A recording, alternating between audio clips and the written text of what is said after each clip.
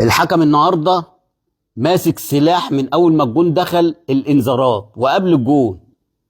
ايه يا عم، في إيه؟ انت بترهب الفرقه ليه؟ انت بترهب الفرقه ليه؟ انذارات انذارات انذارات انذارات. انت مش كده يا كابتن محمود يا بسيوني، انت حكم نزيه وحكم قوي وحكم، وما تنساش ان الناس دي اللي شتمتك السنه اللي فاتت لما كنت انت هتحكم مباراه الاهلي والزمالك. فاكر ولا مش فاكر؟ فانا ما بقولكش لا، انت تحكم بما يرضي ربنا. زي ما مدي 9 دقايق، 9 دقايق الشوط الثاني ليه، و5 دقايق الشوط الاولاني ليه؟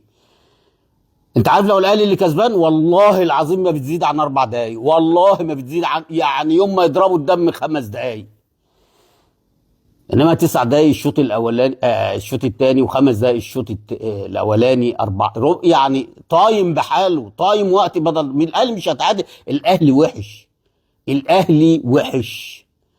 وانا كنت مفكر ان الراجل المدرب ده بعد الماتش اللي فات لما قعد زيزو وقعد تريزيجيه وقعد بن شرقي، انا قلت بقى بدأ ان هو ايه، يشوف اللعيبه، وهيبدأ بقى من ماتشات الدوري ده اللي هو ماتش بتروجيت ده، انه يحط احمد عبادر ناحيه الشمال، ويحط مثلا زيزو ناحيه اليمين، ويحط قفشه تحتيهم، وقدامهم جراديشار. النهارده لقيت طاهر محمد طاهر. طب طالما جراديشار قاعد على الدكه، انت مقعده ليه على الدكه؟ ما بداتش بيه ليه؟ ده هو راس حربه الوحيد.